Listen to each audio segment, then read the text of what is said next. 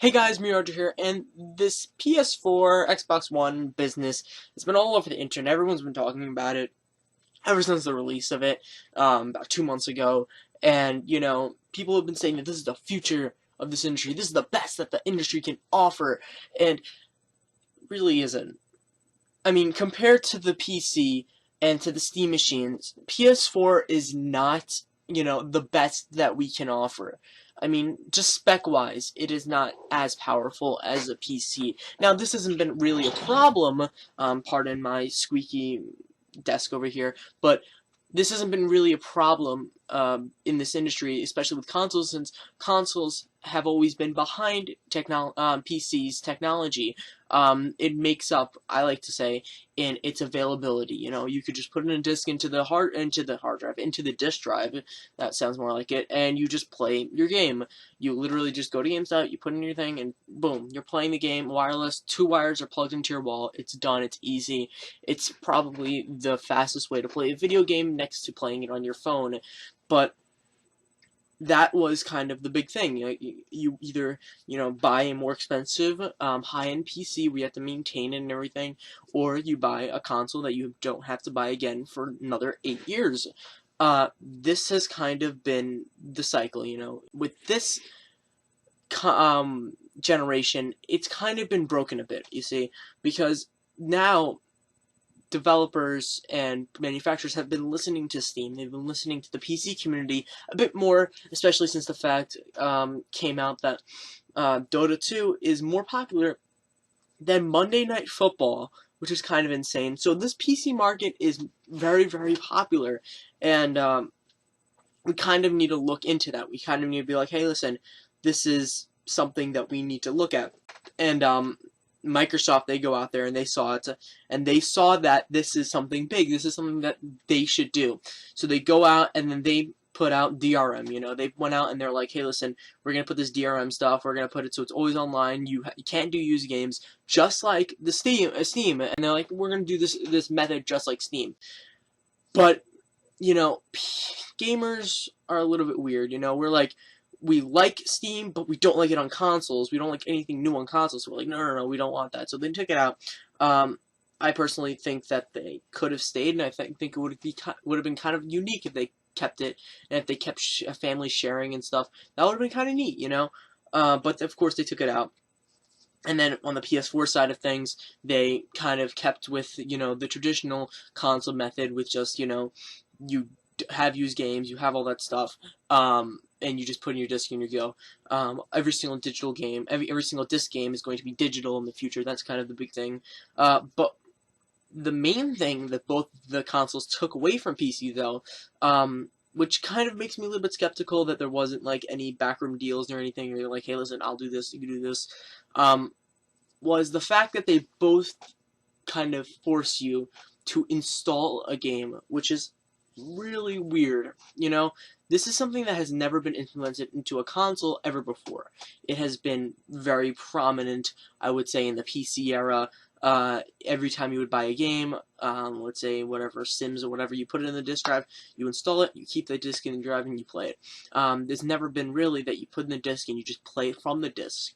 That has just kind of been a thing that people did in the PC era, and they kind of brought it over to the Xbox One and PS4, and that kind of blows, especially for the Xbox One, considering that the Xbox One has a finite amount of disk drive. It's 500 gigabytes, especially since there isn't an external hard drive.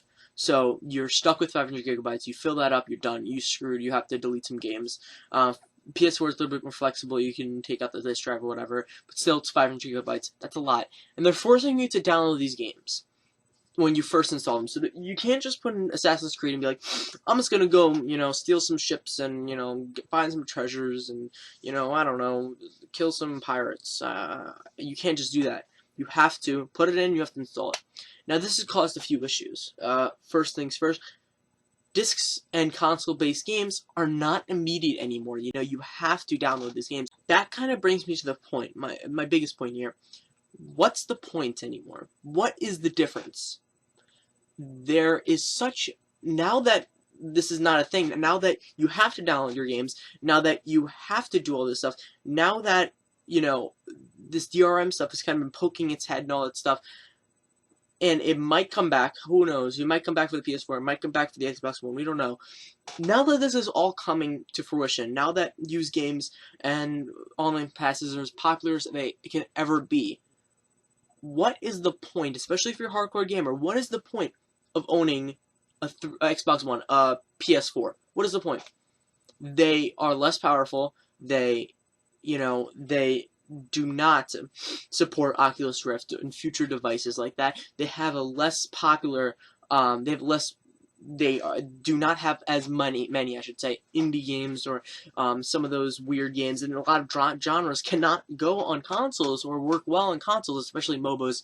Legends of freaking Guardians, Lord of the Rings, or something like that. Tried to go on 360. It's a MOBA. Did not work well for that. It was pretty terrible. It does not support this stuff. But PCs, out of the gate, they support so many things, and they're very powerful. Why? What's the point? Now, the point that I've been kind of thinking, and the point that I've been kind of driving to my friends who keep on saying this to me, and I'm with them with most of the things they say, but I think PS4 especially, Xbox One needs to figure out their shit, but PS4 especially Sony owns multiple, I mean like maybe 10 studios, I don't know, maybe 8 or something like that. They own about 8 studios, and they have a ton of studios just doing exclusive games for them. So they have like a lot of people making games for them, and they're all exclusive, no PC titles, exclusive to the PS4. And that is special, especially since it's Naughty Dog, who created Last of Us and Uncharted and all these amazing games that are Game of the Year material and Journey. Those games might, especially Last of Us and Uncharted, those games are probably never going to come to any other console. Those are exclusive to PS3. Those are exclusive to PS4, which is kind of special and something that there's a lot of those games on PC, but not as many. There's not as many AAA games that are exclusively for PC that are like that can like drive that emotion. There's a lot of indie games, and I respect that, and I love indie games. I love Gone Home and everything, but there's something to be said that they have Naughty Dog and they have Crash Bandicoot. Well, maybe they might have Crash Bandicoot, but they have Naughty Dog. They have Last of Us. They have Uncharted. They have Little Big Planet. All these great games, all these great franchises at their fingertips, exclusively for the PS4. Now, when it comes to PC, other than the exclusives, when it comes to like those studios, have everything else. They literally are loaded when it comes to everything else. They have great technology. They have great, they're more powerful. And especially with the Steam boxes and the Steam machines, I guess they're called, they really have the leg up. They can be the better console. They can be the better experience, especially since the Steam sales are, dropping games up to 70-90% off. And when PlayStation does a Steam sale, when PlayStation does a sale, it looks pathetic compared to Steam. I mean, I went on there and I was like, oh, I'm just gonna buy Tearaway for $2. I'm like, nope, it's $20. Granted, that game is brand new, but still, I was kind of expecting a little bit more, leeway when it comes to deals.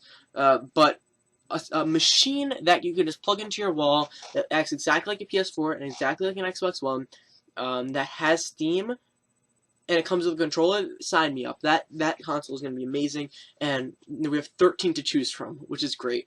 I would have wished that that Steam, Valve, they like partnered with a specific group of people, and they just made 3 consoles, small, medium, high-tech one. That would have been easier instead of 13 consoles for me to compare specs to, but it's still fine, and it's still fun, and it's still cool to see that there's a lot of competition for the Xbox One and PS4, and if the PS4 and Xbox One do not step their game in the next 5-6 years, I could totally see mobile coming a thing, and I could totally see Steam coming a thing, and Steam boxes. The reason why I say that is because the NVIDIA microprocessing has kind of flourished. They showed off a tech demo a while back with them running a tablet, and it was this beautiful character model that was rivaling, PS4. I mean, it looked very good. It looked like that old man face, from the PS4 announcement video. It looked very good. So if they can bring that technology and that Trine 2 running on a tablet, if they can have that technology running on a tablet, I could totally see myself, you know, playing a Call of Duty, playing all that these good games on the go, like that. I could totally see that, and I could see Steam coming a thing. PS4 and Xbox One could be left in the dust. Are they going to be? I don't know.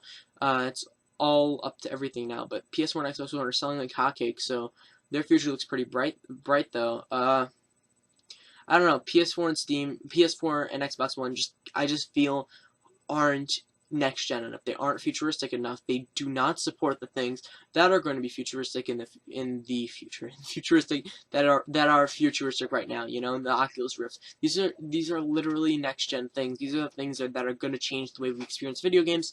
And I don't feel that PS4 or Xbox One is equipped to do so. So, what do you guys think about this? Tell me in the comments what you guys play, what you guys like, what games you play, what is the reasons that you buy a console, what is the reasons you buy a PC, all that cool jazz. So, talk to you later. Might do a video next week, might do a video next month. I don't know. See you guys later. Bye.